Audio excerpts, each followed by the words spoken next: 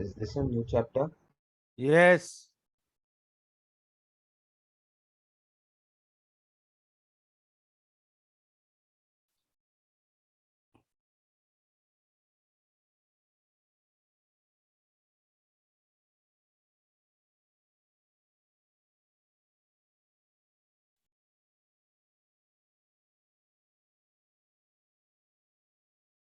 Correct. So what is a solution? It is a homogeneous mixture of two or more substances. Correct. Yes, sir. Yes, sir. तो suppose मेरे पास दो substance हैं, एक substance है ए, एक substance है B. अब मैंने इनको मिक्स किया, तो what is the condition that on mixing them we will get a solution? Either one has to be in much more quantity, and they need to be in homogeneous mixture. Precipitate नहीं बने। हाँ, तो उसकी condition क्या होनी चाहिए? देखो, कोई भी दो सब्सटेंसेस अगर आपने मिक्स किए, मान लीजिए एक सब्सटेंस है सब्सटेंस ए, तो ए के मॉलिक्यूल्स के बीच कुछ इंटरमॉलिक्यूलर फोर्सेस होंगे। Correct. Yes. Yes. Similarly substance B में भी बी के मॉलिक्यूल्स के बीच कुछ इंटरमॉलिक्यूलर फोर्सेस होंगे। Okay. Yes, sir. Now when you mix A and B together, they can make a solution only if the intermolecular forces between molecules of A are comparable to intermolecular forces between molecules of B. Okay?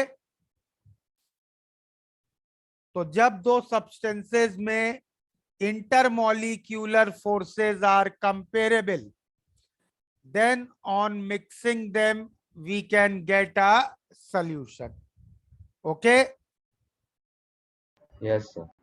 Yes, sir. Now, एक बार solution बन गया, तब हमारे पास एक और forces आ जाएंगे, forces between A and B. Correct. Yes, sir. तो अगर ये फोर्सेस भी they are also comparable to A forces and B forces, then such a solution we call as ideal solution.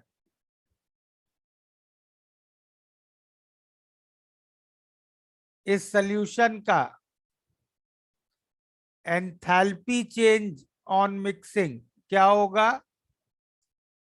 0। Correct. क्योंकि फोर्सेस में कोई change ही नहीं हो रहा है। वॉल्यूम चेंज भी मिक्सिंग का 0। अग्रीड? Yes, sir. बट अगर ए बी फोर्सेस ज्यादा हो इनसे, then we say this solution is showing a negative deviation from ideal behavior. और इस सॉल्यूशन का डेल्टा एच मिक्स और डेल्टा वी मिक्स दोनों नेगेटिव होगा। कैसे कैलकुलेट कर रहे डेल्टा एच ऑफ मिक्सचर? यार, थर्मो से स्ट्रॉन्गर फोर्सेस मतलब एनर्जी रिलीज होगी। ओके। एंड सिमिलरली अगर ये फोर्सेस कम हुए, then we say that solution is showing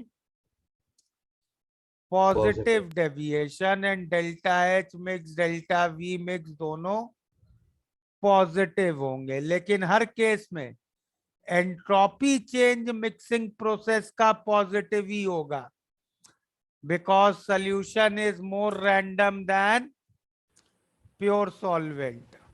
okay? Yes sir. Yes, sir. Note कर लिया ये? एक मिनट। सर आपने डेल्टा वी मिक्स कैसा? यार अगर फोर्सेस स्ट्रॉन्गर होंगे तो चीजें एक दूसरे को ज्यादा अट्रैक्ट करेंगी, एक दूसरे के ज्यादा पास आएंगी, तो वॉल्यूम कम हो जाएगा। हाँ हाँ हाँ okay.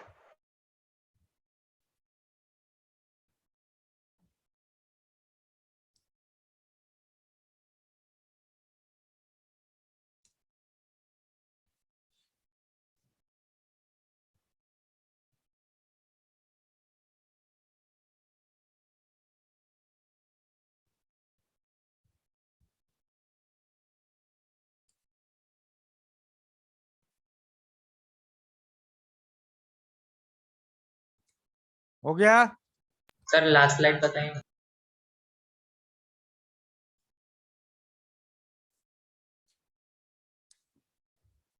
Thank you sir.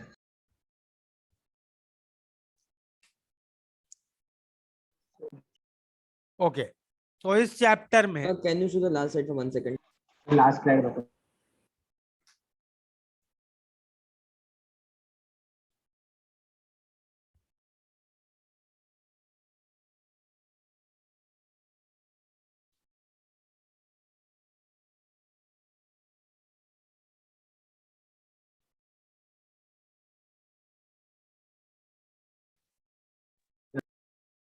Done.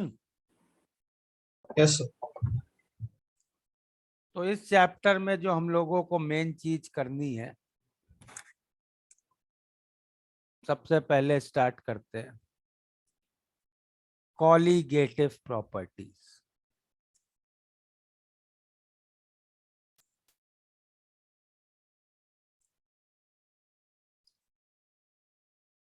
क्या है कॉलीगेटिव प्रॉपर्टीज?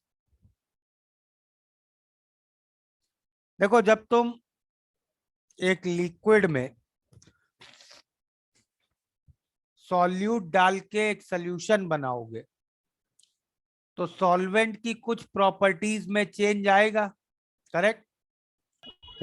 Yes, sir. जैसे सॉल्वेंट की डेंसिटी चेंज हो जाएगी, बॉइलिंग पॉइंट चेंज हो जाएगा, करेक्ट? यस तो कॉलीगेटिव प्रॉपर्टीज वो प्रॉपर्टीज होती हैं, these are properties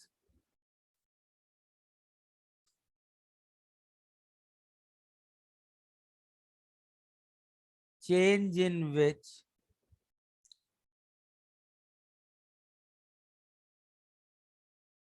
does not depends on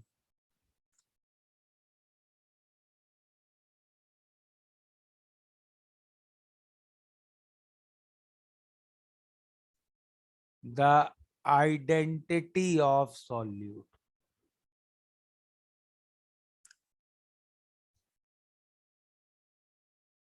It only depends on it only depends on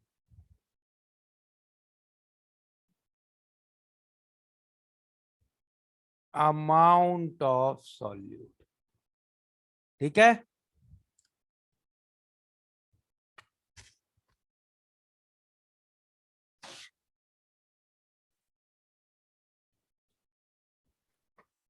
तो क्या सॉल्यूट है, इससे कुछ फर्क नहीं पड़ेगा।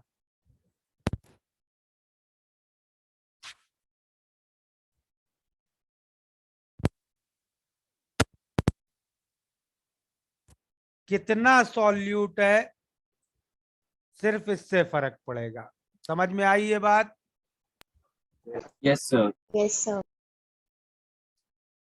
तो चलो, जैसे एक एग्जाम्पल लेते हैं।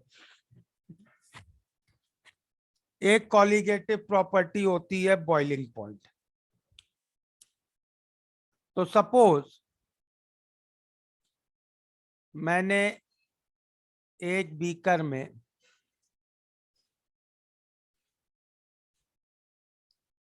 1 लीटर वाटर में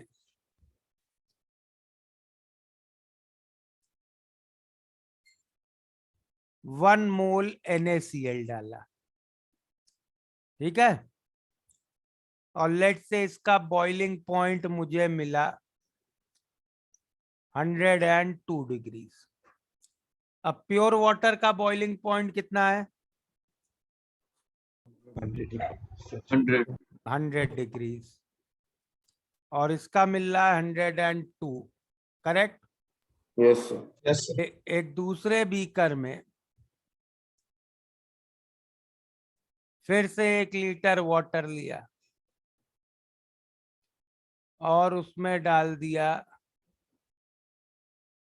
1 मोल KCl। इसका बॉइलिंग पॉइंट मेजर किया,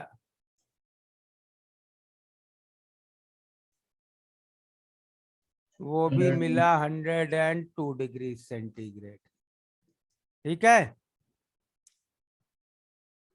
Yes. Now we can say that change in boiling point is not depending whether the solute is NaCl or KCl. Yes, sir. Yes, sir. It is only depending on the amount, and hence it is a colligative property. Correct? Yes, sir. Yes, sir. Yes. Yes, sir. तो अब इसी basis पे बताओ, एक तीसरा beaker मैंने लिया, उसमें भी 1 लीटर वाटर लिया और उसमें मैंने 1 मोल ग्लूकोज डाल दिया। क्या होगा boiling point?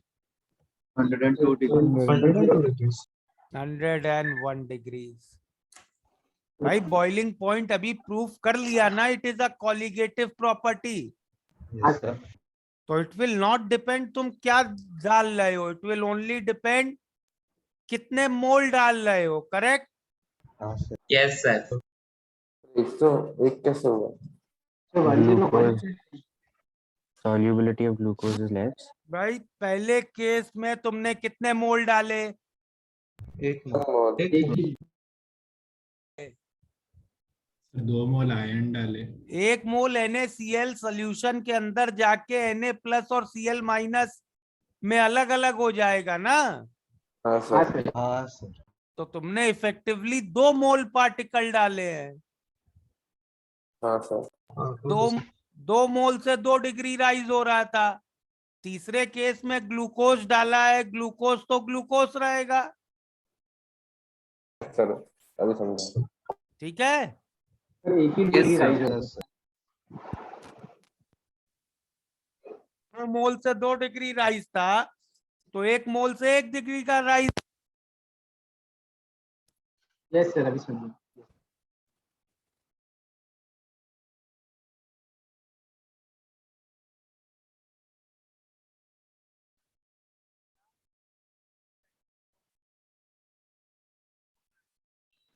So you're not audible.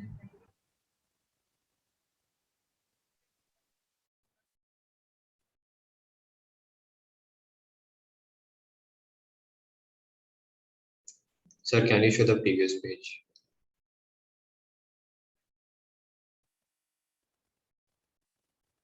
So, sir, can we say that it is dependent on solubility for boiling point?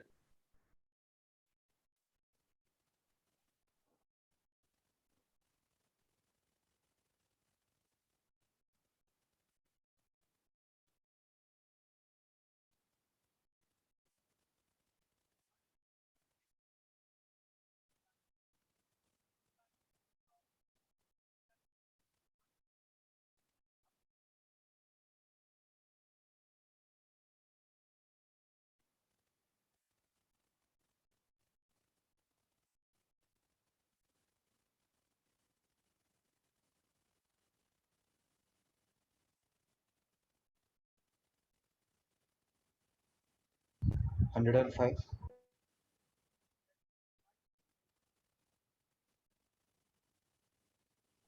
Filtering.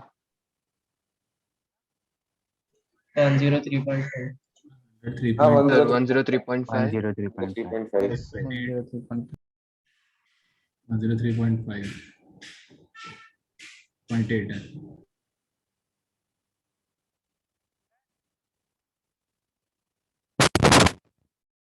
आपकी आवाज नहीं। So you're not Sir, audible. you're not audible. Audible नहीं है sir आप.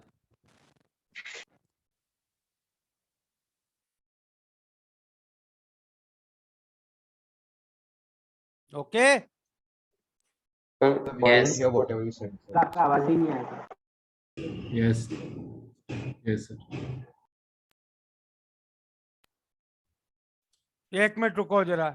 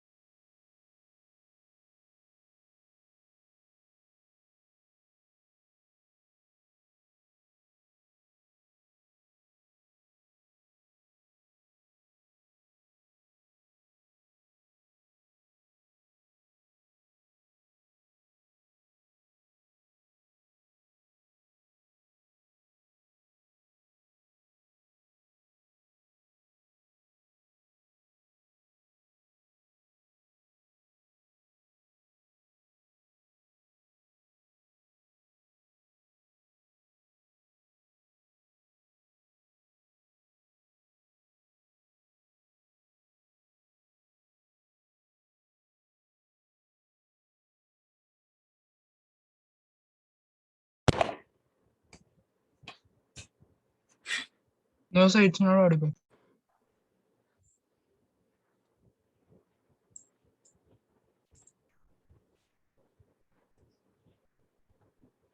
Now it is audible.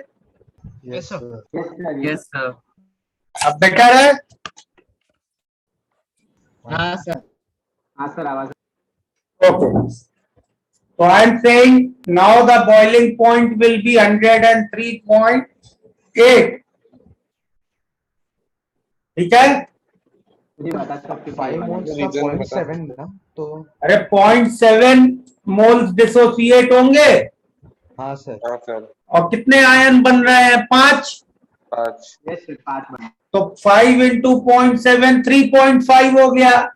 हाँ Yes, sir. sir. और 0.3 मोल बचा भी तो रह गया सॉल्ट. Yes sir. हाँ. तो वो भी तो एक सॉल्यूट है, उसको भी तो ऐड करोगे. मेरे को Oh, पॉजिटिव yes, वाला बता sir. सकते हो. तो 3.8 मोल्स हो गए. अच्छा, 0.3 का भी कंट्रीब्यूशन आएगा तो बचा है. हाँ भाई, वो भी तो बचा रह गया है. ओह, ओके. सर, कौन सा 0.3 बता सकते हो? अरे एल्यूमिनियम सल्फेट 1 मोल डाला, यस सर. 0.7 मोल डिसोसिएट हो गया. Yes sir. 0.3 मोल बचा भी तो है. हाँ हाँ हाँ. Yes.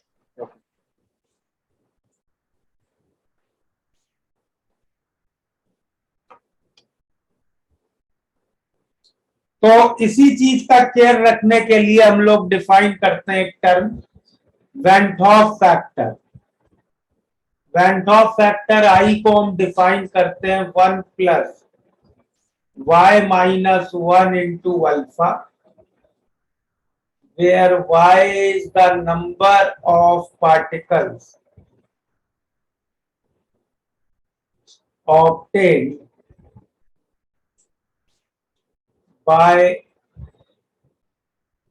dissociation or association of one solute molecule.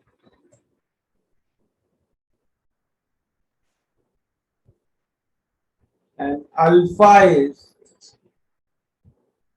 degree of dissociation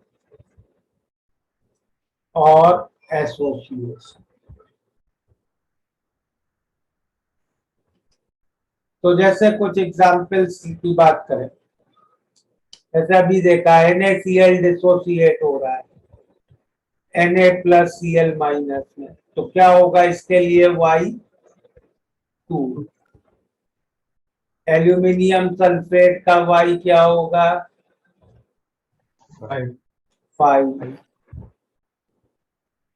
इसी तरह कुछ लोग एसोसिएट भी करते हैं, जैसे एसिटिक एसिड को बेंजीन में डाला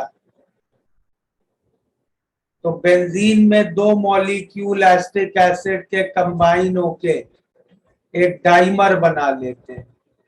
तो यहाँ y क्या होगा, हाफ। ठीक है, Yes, sir. इतना क्लियर है? Yes, sir. Yes, sir.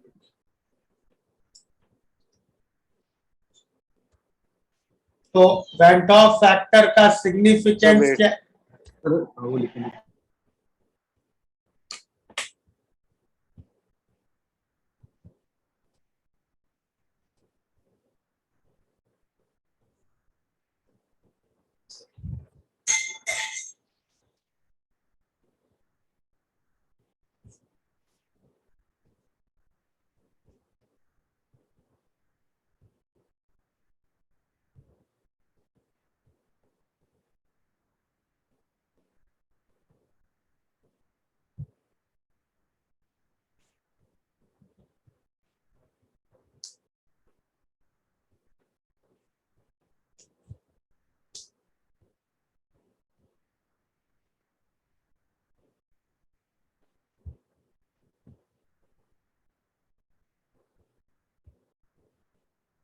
हो गया? Yes, sir. Yes, sir.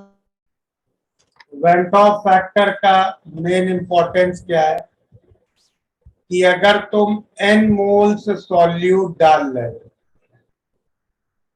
तो तुम कॉलिगेटिव प्रॉपर्टी कितने से कैलकुलेट करोगे? ये n मोल सॉल्यूट सॉल्यूशन के अंदर ni मोल्स ऑफ पार्टिकल्स बन जाएंगे। ठीक है, okay. Yes, sir. Yes, sir. Yes, sir. चलो पहली दो कॉलिगेटिव प्रॉपर्टी कर लेते हैं क्विकली। तो पहली प्रॉपर्टी है elevation in boiling point.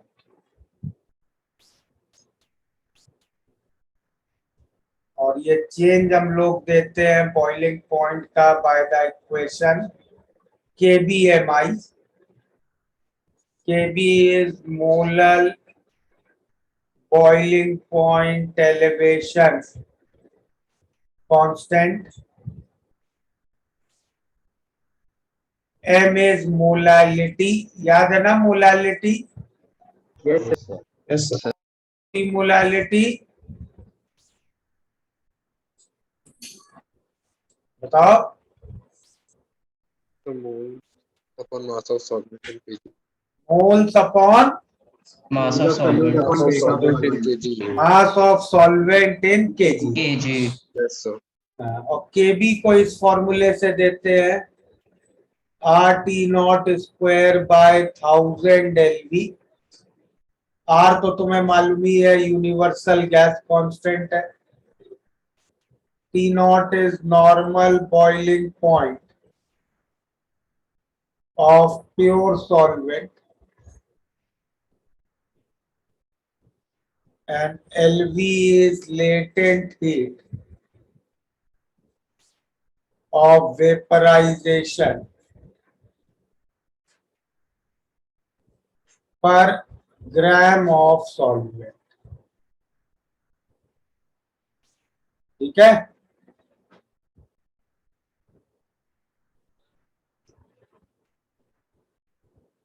Note कर लो इतना। So what will be RT naught square by 1000? क्या? LV LV. LV is latent heat of vaporization per gram of solvent। Okay, sir. Okay,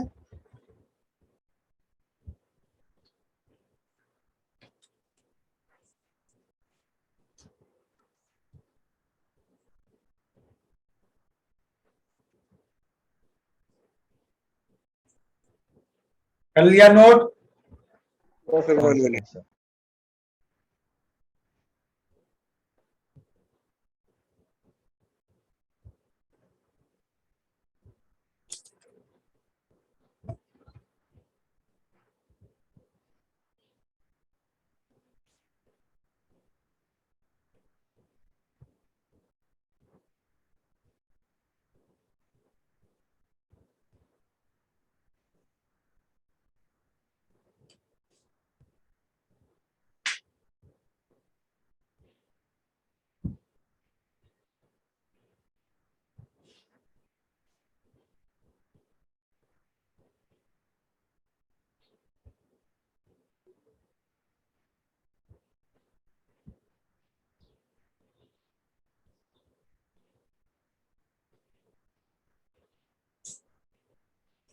Done now? Yes, sir. Yes, sir.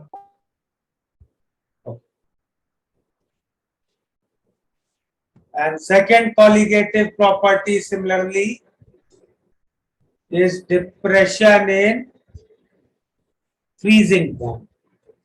तो एक solution का boiling point हमेशा pure solvent से ज्यादा होगा, लेकिन freezing point हमेशा प्योर सॉल्वेंट से कम होगा.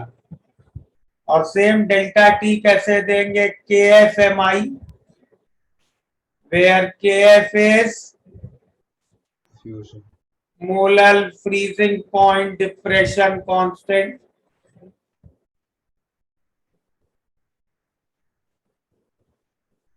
And formula of KF we can write R T naught square by 1000 LF. T naught is normal freezing point of pure solvent. LF is latent heat of fusion per gram of solvent. ठीक है? Okay, Yes, sir. Note कर लो.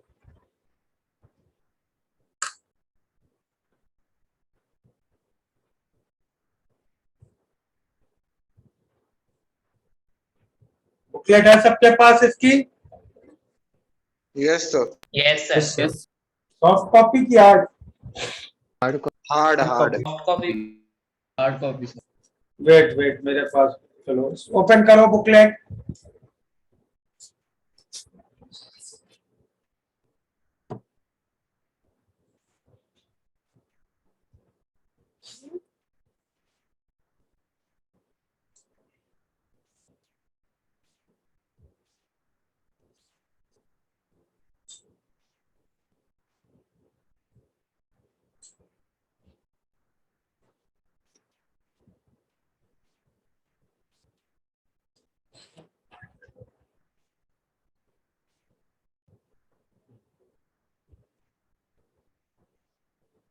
तो subjective exercise open करो. Foundation subjective, attempt problems 7 to 19. Start करो.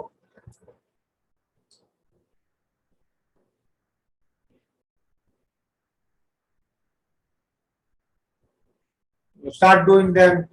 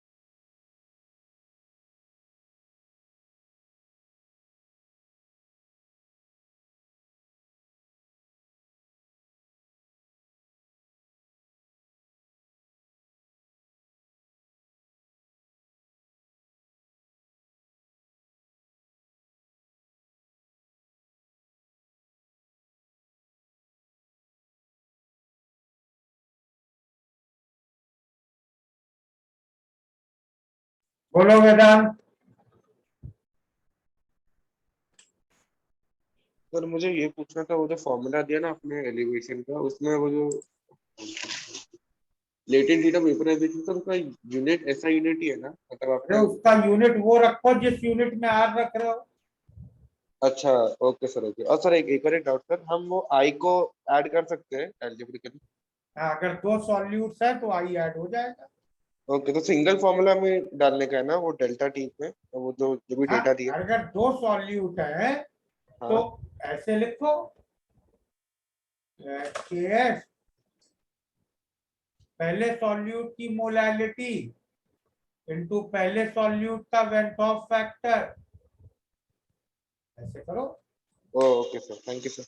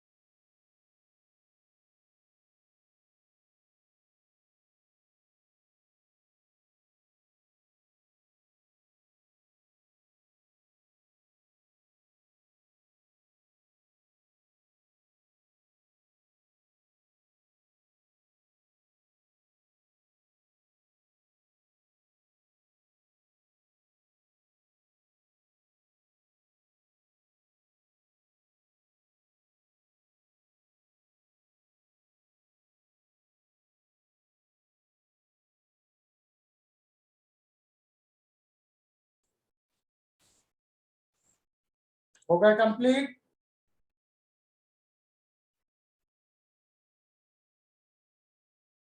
बोलो।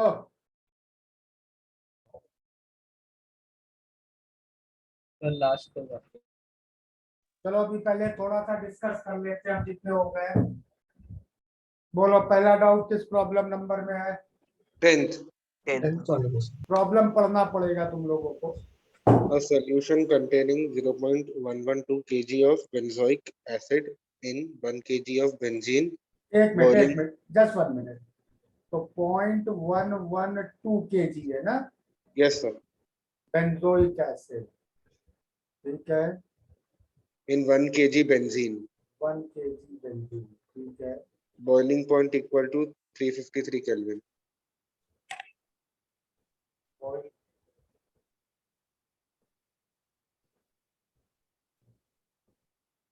Boiling point कितना है इसका?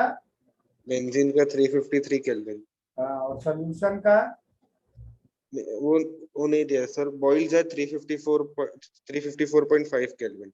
Benzene is the solution. Benzene is हाँ solvent. Sir, benzene with solution वाले केस में 354.5 तो केल्विन। ये सॉल्वेंट का है और ये सॉल्यूशन का है। हाँ, यस सर। अब क्या तो हमें निकाल? apparent molar mass and degree of dissociation निकालना। तो delta Related T, heat of vaporization of benzene 395 joules per gram। ठीक है, डेल्टा टी पता चल गया। डेल्टा टी क्या होगा? सॉल्यूशन का boiling point 1.5 minus pure solvent का बॉइलिंग पॉइंट, ठीक है? हाँ सर। अगला काम कर लो, के बी निकाल लो। आर 8.314 रख लो।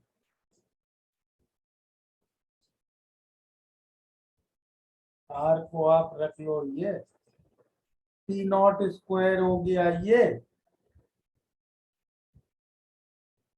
और लेटेंट हीट कितनी दी थी? 395 joules per gram। बस सही यूनिट में दी है।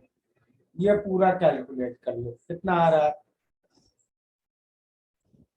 ये कैलकुलेट करके कोई बताओ।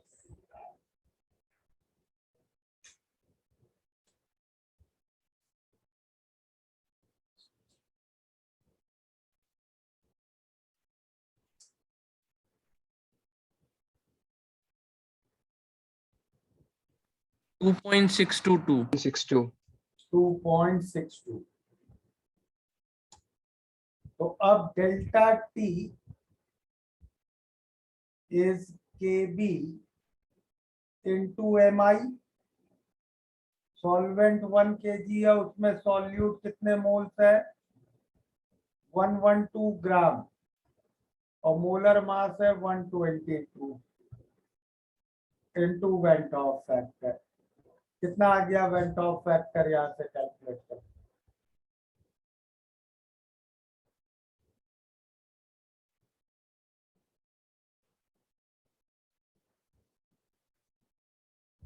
निकाला किसी ने?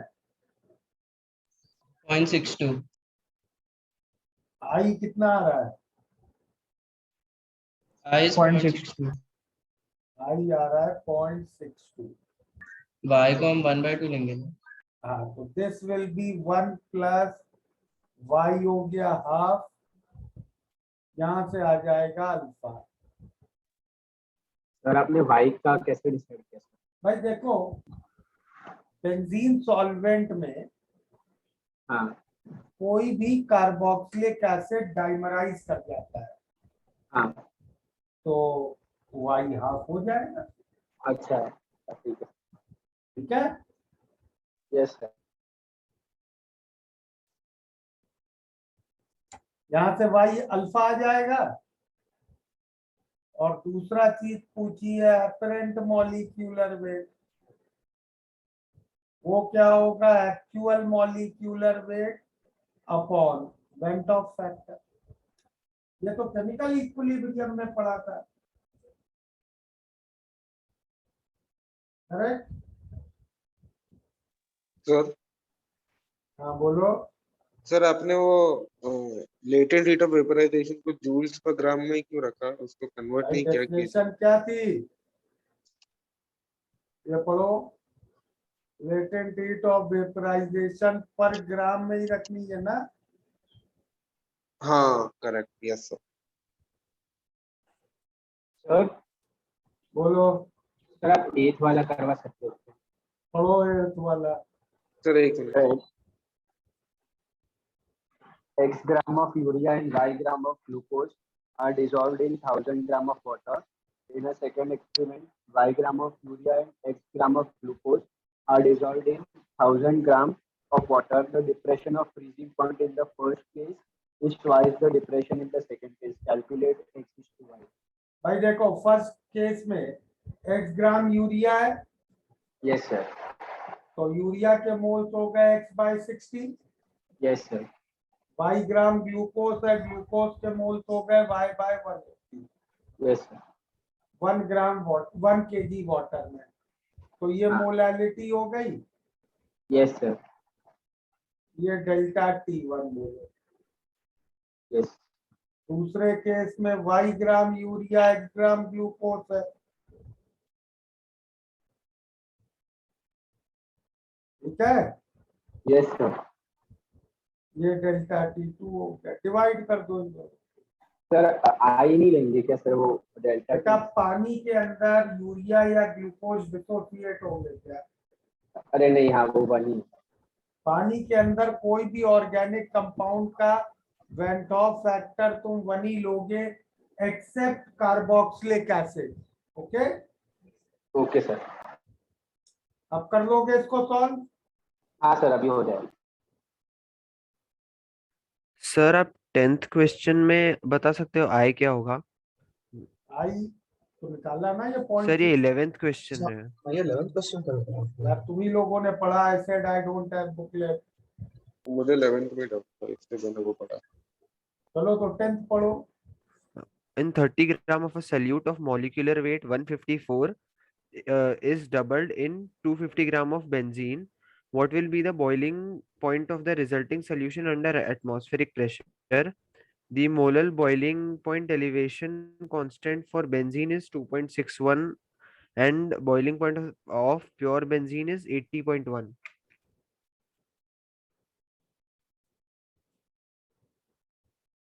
इतनी इंफॉर्मेशन तुम्हें दी है, करेक्ट? Yes, okay, sir.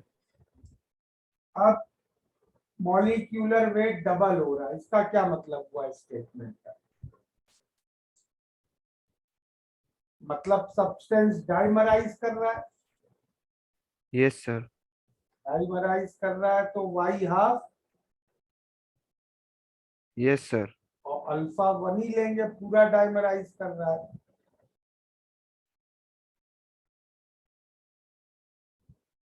तो आई भी हाफ हो गया।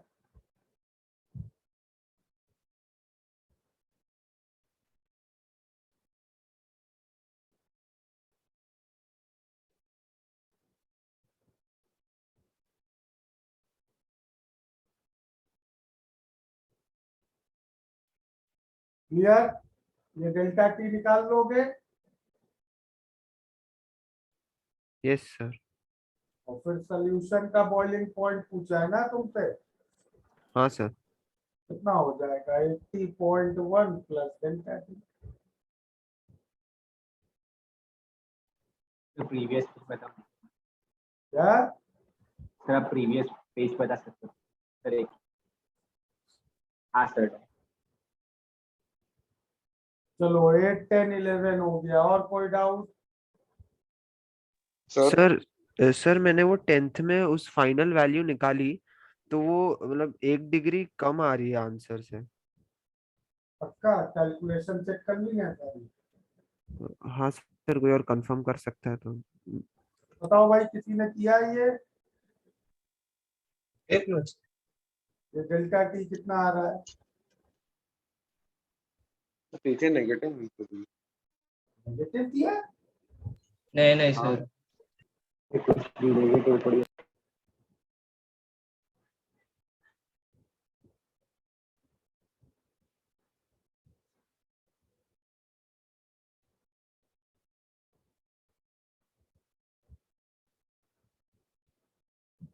1.02. डेल्टा टी आ रहा है 1.02, तो ये आ जाएगा 81.12। कितना दिया पीछे? सर 82.1 दिया है।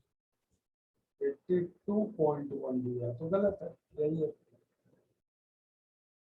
Okay sir. अरे 81.12 सही है ना? हाँ 81, अगर ये कैलकुलेशन सही है तो 81.12 सही है। हाँ सही है। तो 19 वाला 19 पे आ गया। क्या है 19? a 0.15 molar solution of K4FeCN6 in water freezes at minus 0.65 degrees Celsius. What is the at minus 0.65 degrees Celsius? Freezes at minus 0.65 degrees Celsius. What is the apparent percentage of dissociation of this compound in the solution? KF for what? Alpha निकालना है, KF कितना दिया है? 1.86 degrees per mole. हाँ, तो ये delta T हो गया 0.65, हाँ केएफ 1.86, मोलालिटी 0.15 दी है, into went Hoff factor, correct? yes sir. Went Hoff factor बताओ कितना आया यार?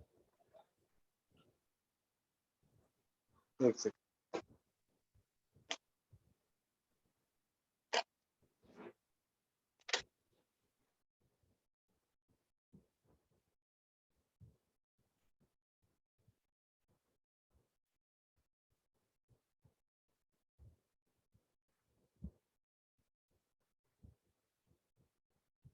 सर कैलकुलेटर से करके बता दो कोई।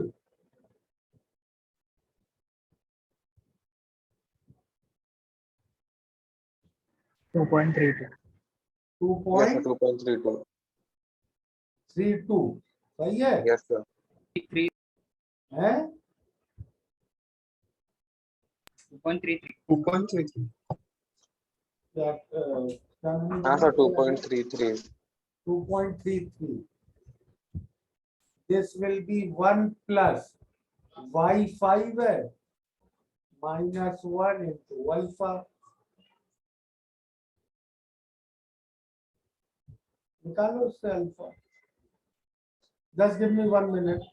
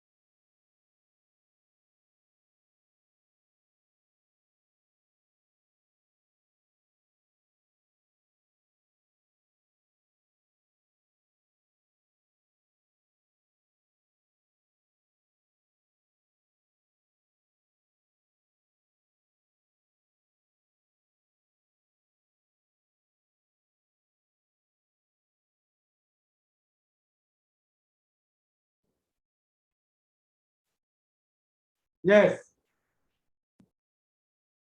आ रहा है अल्फा इससे?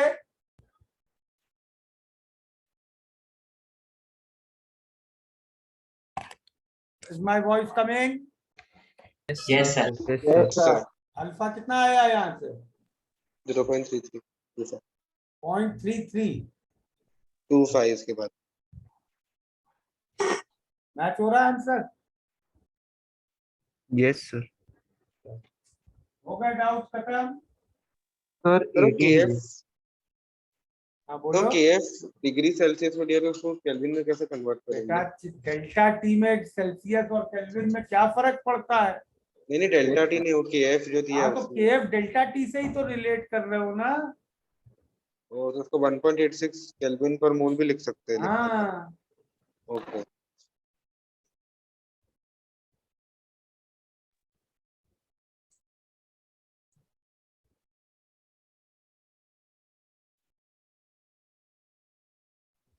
So question 18, please. 18 क्या है? आइस वाला है। हाँ सर। देखो 1 kg सोल्यूशन है, करेक्ट? Yes, sir. लेकिन उन्होंने जो आंसर दिया बुकलेट में उसमें उन्होंने 1 kg सॉल्वेंट माना है। तुम ये मान लो प्रॉब्लम है, तुम्हारा टाइपिंग मिस्टेक है और वो 1 kg जो है वो मास है सॉल्वेंट का, ठीक है? Okay, sir. और 0.1 मोलर सोल्यूशन दिया है, करेक्ट? Yes, sir. तो इस सोल्यूशन का फ्रीजिंग पॉइंट क्या होगा जरा बताओ? Delta sir T 1 molar solution है। 1 मोलर है सर। हाँ हाँ, sir. 1 molar. KF 1.86 molality 1, correct? Yes, sir. तो इस सोल्यूशन का फ्रीजिंग पॉइंट होता -1.86 डिग्री सेंटीग्रेड, करेक्ट? हाँ सर। लेकिन तुमने इसको किस टेम्परेचर तक कूल कर दिया? -3.72 तक। Yes, sir. वही इसको उसके फ्रीजिंग पॉइंट से नीचे ले आए तो फ्रीजिंग का प्रोसेस तो होगा। Yes, sir. सोल्यूशन में जब फ्रीजिंग होती है तो उसका प्रोसेस थोड़ा डिफरेंट होता है as compare to freezing of pure liquid. जैसे प्योर वाटर लिया, ठीक है, और उस प्योर वाटर का फ्रीजिंग पॉइंट कितना है? 0 degree Celsius. 0। तो जैसे ही मैं प्योर वाटर को लेके टेम्परेचर 0 से नीचे करूंगा क्या होगा? तो फ्रीज करना रहेगा। कितना? 1 किलो पानी लिया तो कितना फ्रीज करेगा? तो जितना आप जितना हीट कंज्यूम। भाई मेरा स्टेटमेंट सुनो। मैंने 1 किलो पानी लिया और टेम्परेचर 0 से नीचे कर दिया। अब बताओ मुझे, पूरा फ्रीज होना चाहिए। है? पूरा फ्रीज होना चाहिए। पूरा फ्रीज होगा, ये तो I mean, सेकेंड लॉ है। I mean पूरा surface. फ्रीज हुए बिना टेम्परेचर 0 से नीचे जाएगा ही नहीं, समझ रहे हो? हाँ सर। जब तक फेज चेंज चलेगा टेम्परेचर चेंज हो ही नहीं सकता है, करेक्ट? Yes sir. तो प्योर लिक्विड में तो फ्रीजिंग पॉइंट से कम किया टेम्परेचर पूरा फ्रीज हो जाएगा, ओके? Okay sir. लेकिन सोल्यूशन में क्या होगा? इस सोल्यूशन का फ्रीजिंग पॉइंट -1.86 है। सर तुमने अगर टेम्परेचर -1.87 किया तो फ्रीजिंग होगी? यस। फ्रीजिंग होगी, थोड़ा पानी आइस बनेगा। हाँ सर। जैसे ही पानी आइस बनेगा सोल्यूशन में से तो पानी कम हो गया। हाँ सर। सोल्यूशन में से पानी कम हो गया तो उसकी मोलालिटी बदल जाएगी। यस। मोलालिटी बदल गई तो डेल्टा टी बदल जाएगा। हाँ सर। तो अब तो फ्रीजिंग पॉइंट और नीचे हो गया जो बचा सोल्यूशन है। हाँ अच्छा ठीक है, तो मतलब तो, जैसे ही वो हाँ, मैच हो तो जाएगा तो वैसे ही बंद हो जाएगा। बंद ठीक हो है सर। जाएगा। तो सोल्यूशन में पूरा पानी एक साथ फ्रीज नहीं होगा। अच्छा ऑलराइट। तो अब तुम समझा। अगर इस सोल्यूशन को -3.72 तक ले आए तो इस समय जो सोल्यूशन बचेगा, थोड़ा पानी फ्रीज हो जाएगा और थोड़ा सोल्यूशन बचेगा, correct? Yes sir.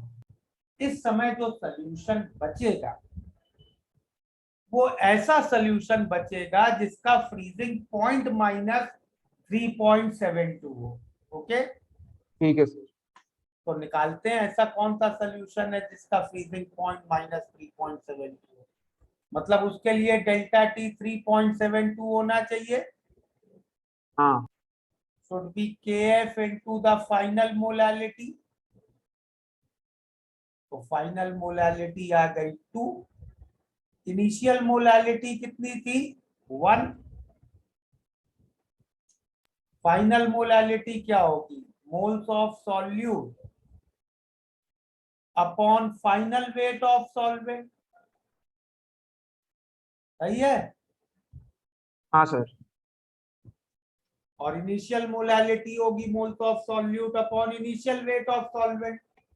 Moles Yes, of sir. Solute बदलेंगे नहीं क्योंकि फ्रीज तो केवल पानी होगा।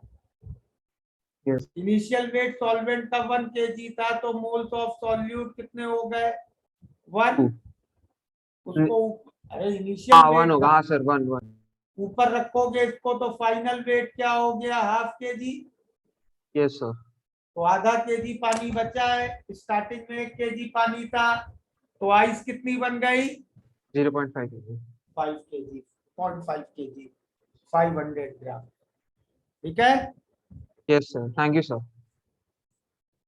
सर जो राइट साइड में लिखा है वापस एक्सप्लेन कर सकते हो भाई फर्स्ट मैं स्टेप ऐसा सोल्यूशन निकाल रहा हूं जिसका फ्रीजिंग पॉइंट -3.72 है। हाँ उस सोल्यूशन की क्या मोलालिटी होनी चाहिए, हाँ वो 2 आई ना। वो 2 आ रही है। Yes sir. तो अब मैं निकाल रहा हूं कितना पानी फ्रीज हो गया। ओ ओके सर। चलो होमवर्क में तुम लोग क्या करोगे, सॉलिड स्टेट। एफबीओ क्या सॉलिड स्टेट की बुकलेट बची है अभी।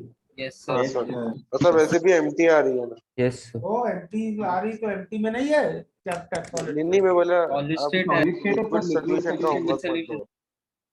लिक्विड सोल्यूशन का होमवर्क नहीं करोगे। हाँ मतलब टफ होगा करने। कल क्लास है ना तुम लोग की, Yes. इस वीक और कोई क्लास है। Yes, sir. तो वही 2 क्लास में तो और सोल्यूशन खत्म हो जाएगा। छोटा चैप्टर है ये भी। 4 Yeah. प्रॉपर्टी हैं, 2 आज कर ली 2 कल कर लेंगे, ओके सर। तो उसके बाद खत्म। उसके बाद खत्म। सर उसके पूरा बाद फिजिकल खत्म हो गया। पूरा फिजिकल खत्म हो गया। वो सर आप न्यूक्लियर केम कराओगे? न्यूक्लियर केम आधा घंटा लगेगा। फिर मतलब अभी 1 या 2 क्लास ही बाकी है तो हाँ मतलब नेक्स्ट वीक कहानी खत्म हो जाएगी। तो नेक्स्ट वीक अगर बुकलेट नहीं करोगे तो फिर डाउट कैसे करेंगे। तो फिर तो टाइम ही रहेगा ना डाउट्स के लिए तो। सर ट्राई करेंगे सर, मतलब नहीं उसके बाद तो फिर इनऑर्गेनिक केमिस्ट्री के लेक्चर आ जाएंगे ना मेरे ट्रैक में। मतलब एडीसीएस सर के आ जाएंगे आपके जगह। एडीसीएस सर या मोबिन सर जो भी लेंगे। अच्छा सर, लेकिन नेक्स्ट वीक में ट्यूसडे को भी रेगुलर लेक्चर है सर, कॉलेज वाला लेक्चर सब। हाँ तो वही तो कह रहे हैं मंडे ट्यूसडे 2 लेक्चर हैं, 2 लेक्चर में खत्म हो जाएगा। हाँ तो भाई थोड़ा देख लो, अगर टाइम मिले तो कर लो बुकलेट। हाँ सर सरफेस केमिस्ट्री आप ही कराओगे? सरफेस केमिस्ट्री इनऑर्गेनिक के बाद करेंगे। Okay okay sir. वापिस क्या होता है?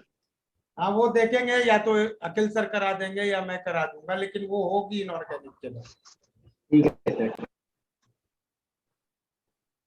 चलो then today will stop here. कोई होमवर्क नहीं दे रहा हूँ, सॉलिड स्टेट की बुकलेट कंप्लीट करो। Okay thank you sir. Thank you, sir.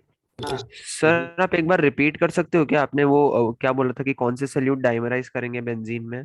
कोई भी carboxylic acid. Okay sir. Sir चलो। सर हाँ सर ये लास्ट एम्प्टी थी क्या? नहीं एक और होगा। वो लास्ट रहेगा। हाँ ओके सर। एआईटीएस कब से स्टार्ट होता है? पूरे सिलेबस के बाद। अच्छा ओके सर। चलो bye everybody. Bye sir, thank you. Bye sir, thank